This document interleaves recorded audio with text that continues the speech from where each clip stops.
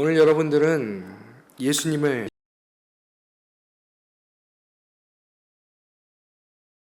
신가요?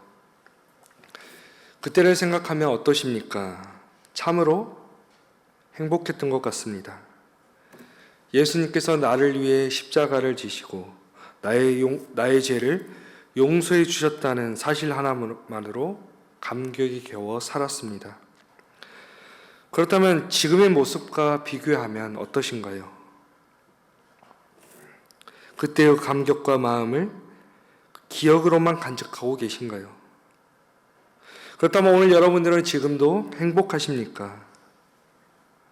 예수님을 처음 만났던 때는 주님께서 나의 죄를 용서해 주셨다는 사실 하나만으로 지금도 주님이 내 안에 계시고 나와 함께 하신다는 사실 하나만으로 행복하였습니다. 그때의 삶이 지금보다 더 어려웠어도 주님 한 분만으로 나는 만족하였습니다. 그런데 만약 지금 우리가 행복하지 않다면 무엇 때문입니까? 내가 처한 환경 때문입니까? 그것은 아마도 주님이 내 안에 계시다는 사실을 잊고 있기 때문일 것입니다. 나의 그 마음판에 예수의 이름이 새겨져야 하지만 그러지 못하기 때문일 것입니다. 내가 전에는 예수님 한 분만으로 만족하였지만 이제는 주님 한 분만으로 만족하지 못하기 때문일 것입니다.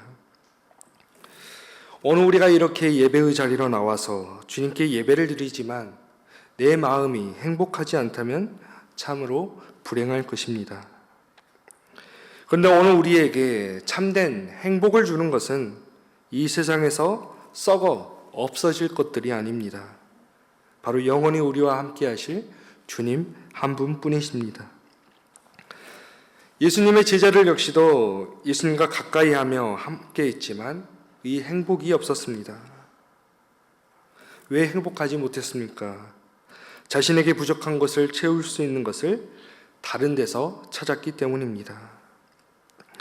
바로 예수님을 따르면서 세상의 성공을 바랬고 세상 사람들과 똑같은 가치관과 목표를 두고 살았습니다. 그리고 예수님께서 사람들에게 붙잡히시고 십자가에 달리면서 그들은 예수님께서 실패했다고 생각했습니다. 그러나 이런 그들이 어떻게 변화되었습니까? 오늘 본문에서 소개하는 어떻게 이러한 사람들이 될 수 있었을까요? 먼저는 그들이 부활하신 주님을 만났고 주님이 승천하신 후에는 바로 주님께서 약속하셨던 성령을 받았습니다.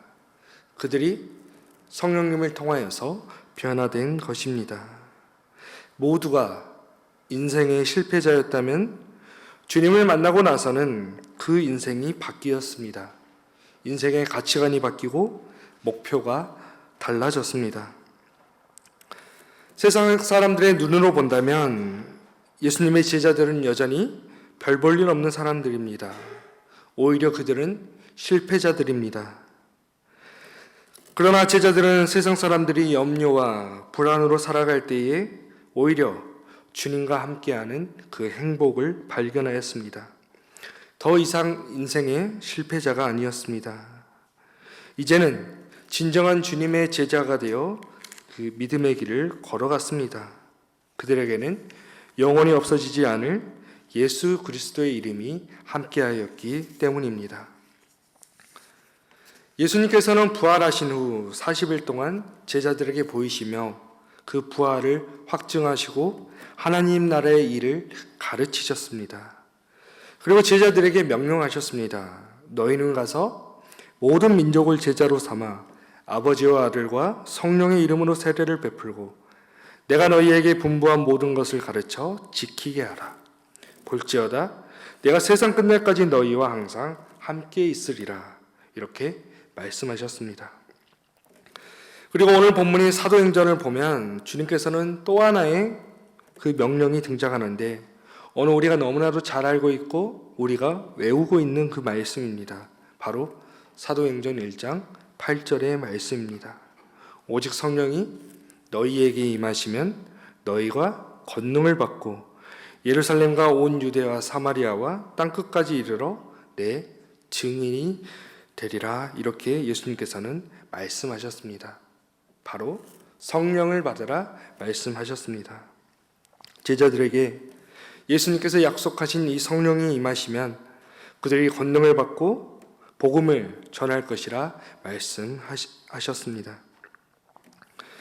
예수님께서 승천하신 후에 제자들은 주기적인 예루살렘에서 그 모임을 가졌습니다. 그리고 주님께서 말씀하신 그 성령을 기다렸습니다. 그들은 늘 찬양하였고 마음을 같이하여 기도하였습니다. 그리고 이제 사도행전 2장을 보면 바로 제자들이 그 특별한 경험을 하는데 그것이 바로 오순절 성령 강림 사건이었습니다. 이 오순절 날에 제자들은 예수님께서 말씀하신 성령을 받았습니다. 예수님으로 인해 구원받고 새로운 하나님 나라의 백성이 된 제자들에게 바로 하나님의 그 백성답게 살 수 있도록 그 성령이 주어졌습니다. 이렇게 성령을 받고 나서 제자들은 모두가 성령 충만하였습니다. 오늘 본문의 사도행전은 이렇게 성령을 받고 성령 충만하여 복음을 담대히 전하는 그 제자들의 활동을 증거하고 있습니다. 이렇게 성령을 받은 이후에 초대교회는 성령의 역사 속에서 크게 성장하였습니다. 초대교회의 신앙생활은 오직 하나님만을 섬겼고 서로 화목하였고 말씀을 배우고 사람들로부터 칭찬을 받는 교회의 모습이었습니다. 그리고 예수님의 제자들이었던 그들은 자신들만이 신앙생활을 한 것이 아니라 각 사람들에게 예수님의 그 명령대로 예수 그리스도의 이름을 전하였습니다. 오늘 우리가 읽은 본문을 살펴보면 제9시 기도 시간에 베드로와 요한이 성전에 올라갔습니다. 우리가 잘 아는 것처럼 제9시는 유대인의 기도 시간으로 유대인은 하루에 3번 기도하는 습관이 있었습니다. 그리고 이곳 성전은 어떠한 곳입니까? 바로 예수님을 죽이기 위해 앞장섰던 사람들이 있었던 곳이었습니다. 그러나 제자들은 여전히 성전에서 기도하기를 힘썼습니다. 이러한 제자들의 모습은 우리가 복음서에서 살펴보았던 제자들의 모습과는 다릅니다. 베드로의 모습만을 살펴보아도 그는 혈기왕성한 제자였습니다.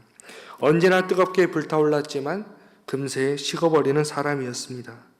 예수님을 부인하고 자기의 생업으로 도망친 사람이었습니다. 또한 제자들은 예수님과 함께하였지만 예수님과는 달리 다른 것을 꿈꾸고 있었습니다. 늘 높은 자리에 앉기 위해 자리 다툼을 하며 이 땅에서 희망을 찾았고 예수님과는 다른 길을 걸어갔습니다. 그러나 예수님께서 떠나신 후에 성령을 받은 제자들의 모습은 어떠합니까? 그들은 성령 충만으로 주님의 증인이 되었습니다. 주님의 명령을 따라 땅끝까지 이르러 주님의 증인의 삶을 살았습니다. 이렇게 베드로와 요한이 성전에 올라갈 때에 눈에 띄는 한 사람이 있었습니다. 여러 사람이 한 사람을 메고 와서 미문이라 불리는 성정문에 두고 갔습니다. 이 사람은 나면서부터 걸을 수 없었던 지체 장애인이었습니다. 아마도 그를 성전까지 데려온 사람들은 그의 친구들이었던 것 같습니다. 그가 매일 이렇게 성전에 나와서 성전문에 앉아 있었던 이유는 그의 생계가 달렸기 때문이었습니다. 그는 늘 그러했듯이 성전문에 앉아서 성전에 들어가는 사람들에게 구걸하였습니다. 왜냐하면 이 구걸이 그가 할 수 있는 유일한 생계 수단이었기 때문입니다. 이 아름다운 미문과 그 미문 앞에서 구걸하는 사람은 너무나 대조적인 모습입니다. 아마도 사람들은 크고 웅장한 이 아름다운 미문을 지나 성전에 들어가면서 이 구걸하는 사람을 매일 보았을 것입니다. 그를 보고 그러려니 하며 그냥 지나치거나 그 돈 몇 잎을 던져주었을 것입니다. 그의 친구들은 매일 그를 성전에다 데려놓았고 구걸이 끝나는 밤이 되면 다시 집으로 데려다 주었을 것입니다. 이처럼 지금 성전 문 앞에서 구걸하고 있는 사람은 다른 사람의 도움 없이는 살 수가 없었습니다. 그의 삶을 지켜본다면 너무나도 비참하게 느껴집니다. 성전에 들어가는 사람은 그를 걸을 떠도 보지 않았을 것입니다. 그 중에는 그를 무시하는 사람들도 있었을 것입니다. 당시 시대에 장애를 가진 것을 바로 자신의 죄나 부모의 죄 때문이라며 이렇게 생각하며 사람들을 비난하였던 사람들이 있었기 때문입니다. 예수님 시대에도 마찬가지입니다. 우리가 요한복음 9장을 보면 예수님께서 태어날 때부터 이 시각장애인인 사람을 만나시는데 예수님의 제자들이 예수님께 이 사람이 누구의 죄 때문에 이렇게 시각장애인으로 태어났는지 질문하였습니다. 이처럼 유대인들은 이 질병을 죄의 결과라 생각하였습니다. 당시 이런 사회적인 분위기 속에서 이 지체장애인은 하루하루를 마지못해 살아갔을 것입니다. 그의 희망은 오늘 하루도 연명할 수 있게 해주는 그 돈을 구걸해서 버는 것 뿐이었을 것입니다. 그는 다른 사람들에게도 하던 대로 성전에 들어가려는 베드로와 요한에게 구걸합니다. 그런데 오늘 본문을 보면 베드로와 요한이 다른 사람들과는 다르게 그를 주목하여 보았다고 말해주고 있습니다. 이것이 바로 성령 충만한 사람의 증거라 할 수 있습니다. 구걸하는 사람을 그냥 눈으로 흘겨보거나 무시하지 않습니다. 그를 주목하였습니다. 그를 주목하였다라는 것은 그를 측은히 여기고 불쌍히 여기는 마음으로 보았다는 것입니다.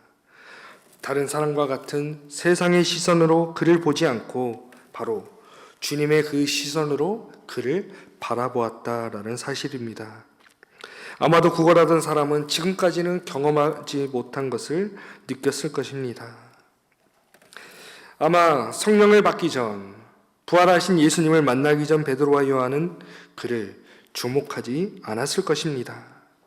당시 사람들의 생각처럼 이 사람도 부모의 죄 때문에 이렇게 되었다고만 생각했을 것입니다. 그러나 이제 그들의 모습은 다릅니다. 베드로와 요한이 그를 주목하여 볼 수 있었던 이유는 그들 안에 예수님이 함께 하셨기 때문입니다.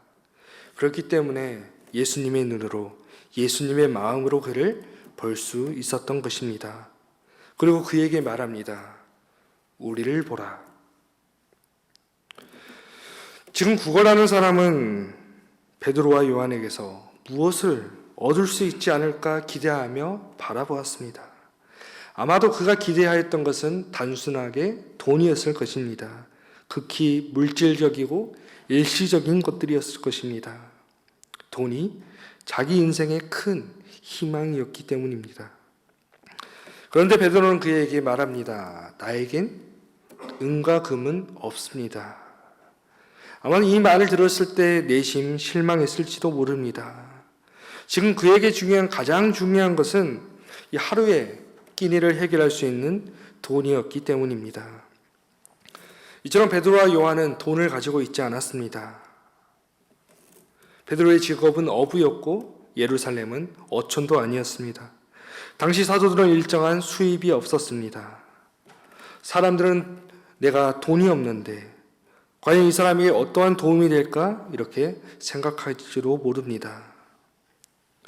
은과 금은 제자들이 전에 원하던 것이었습니다. 세상의 명예와 물질과 가치를 따르는 삶을 원했습니다. 그러나 이제 그들을 움직이는 것은 은과 금이 아닙니다. 그들에게는 돈은 없지만 그보다 더 귀한 것이 있기 때문입니다. 그러면서 말합니다. 은과 금은 내게 없거니와 내게 있는 것을 내게 주노니 나사렛 예수 그리스도의 이름으로 일어나 걸으라. 바로 구걸하는 사람이 기대했던 것과는 차원이 다르고 비교할 수 없는 완전히 다른 영적인 선물을 그에게 주었습니다.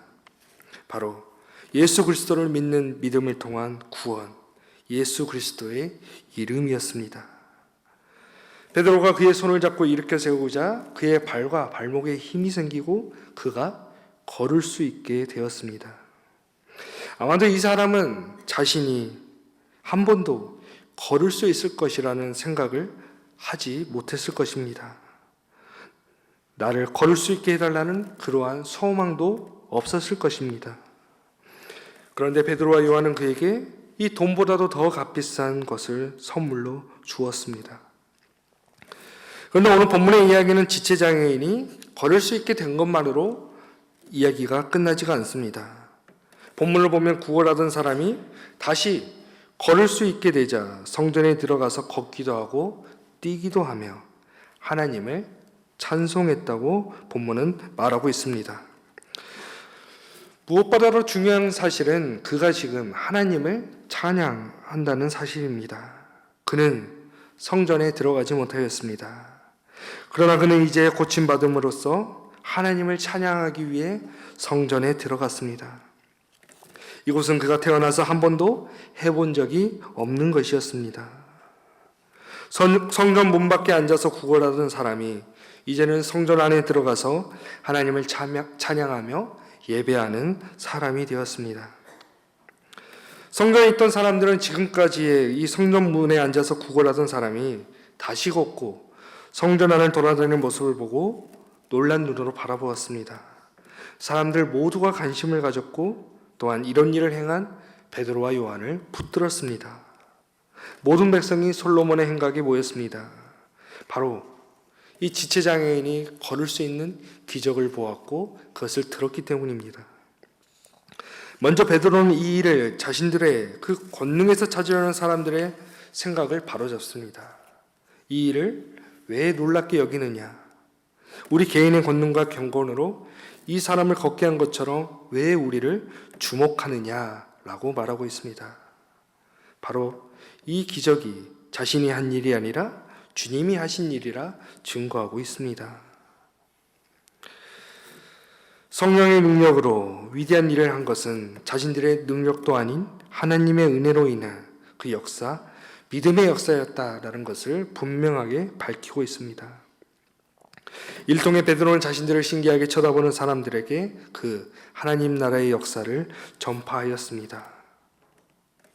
그리고 이 일로 그들에게 회개하고 주님을 믿을 수 있는 그 문을 열어주었습니다. 우리가 잘 아는 것처럼 베드로와 요한은 이제 이 복음을 전하다가 체포되어 신문을 받습니다. 그리고 베드로와 요한에게 공회에서는 도무지 예수의 이름으로 말하지도 말고 가르치지도 말라 이렇게 경고를 듣게 됩니다. 그러나 두 사람은 어떻게 말합니까? 우리는 보고 들은 것을 말하지 아니할 수 없다 이렇게 그들은 말하였습니다. 예수님의 이 증인의 사역을 그들은 멈출 수 없습니다. 이렇게 그들은 이제 생명을 건 각오를 하였습니다. 오늘 본문에서 성령을 통해 일어난 변화가 제자들에게 나타났습니다. 그런데 오늘 베드로와 요한이 보여준 것은 과거의 모습과는 완전히 다른 모습이었습니다. 이제 그들은 그리스도의 이름과 권능으로 그 한 사람을 한순간에 낫게 하였습니다. 또한 사람들의 어떠한 위협과 그 협박 속에서도 이제는 움츠러들지가 않았습니다. 어떠한 생명을 위협당해도 그들은 멈추지 않았습니다. 자신들을 향해 몰려오는 사람들에게도 자신을 드러내지 않았습니다. 오직 주님의 이름을 드러내고 예수의 이름을 전하였습니다. 베드로는 자신들을 보기에 몰려온 사람들에게 말합니다. 너희가 회개하고 돌이켜 너희 죄 없이 함을 받으라. 이같이 하면 새롭게 되는 날이 주 앞으로 이를 것이라. 이렇게 촉구하고 있습니다. 이제 베드로는 모든 사람의 그 유일한 희망이 죄 사함의 평안을 위해 하나님께로 나아오는 것임을 알았습니다. 예수님과 함께하지 않는 삶은 우리에게 지치고 힘든 삶뿐입니다.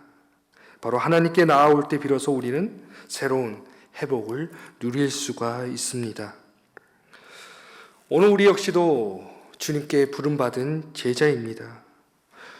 주님께서는 어부였고 세리였던 사람들에게 손가락질 받았던 그 사람들을 제자로 부르신 것처럼 오늘 우리 역시도 부르셨습니다. 그렇다면 오늘 우리는 지금 어떠한 삶을 살고 계신가요? 나의 지금 모습이 주님과 함께 동행하였지만 주님을 알지 못하였던 제자들의 모습인가요? 아니면 주님의 부활과 그 승천을 경험하고 성령을 받아 주님의 증인이 된 제자들의 모습인가요? 오늘 본문은 우리에게 단순히 지체장애인이 걸을 수 있게 되었다는 이 기적만을 이야기하지 않습니다. 이 기적이 주된 이야기가 아닙니다. 바로 주님을 모르고 한평생 성령 위문에 앉아 구걸하던 그가 주님을 믿게 되었다는 사실입니다. 이 돈 한 잎으로 지금 당장의 문제를 해결할 수는 있어도 그 근원적인 문제를 해결하지는 못합니다.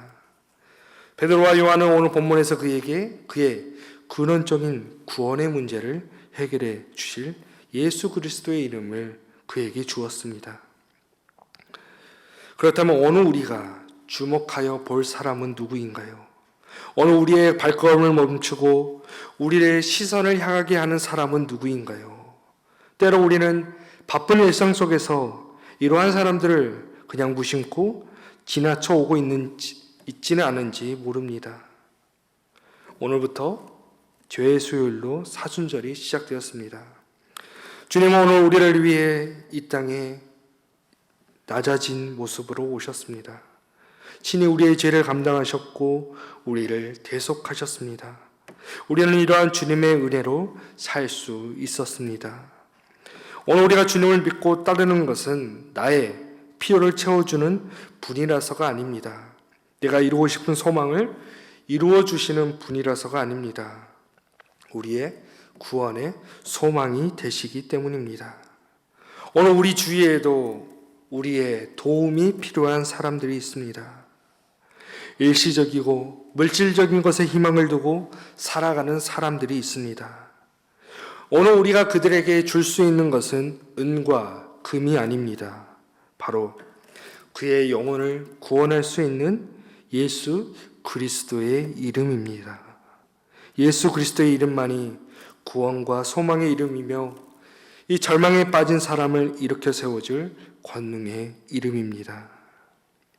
예수 그리스도의 이름으로 한 영혼, 그 한 영혼이 그 자리에서 일어나 기뻐 뛰며 주님을 찬양할 수 있도록 복음의 증인이 되어 예수 그리스도의 이름을 전하는 삶을 살아가시는 우리 저금중앙교회 성도님들이 되시기를 주님의 이름으로 간절히 축원합니다.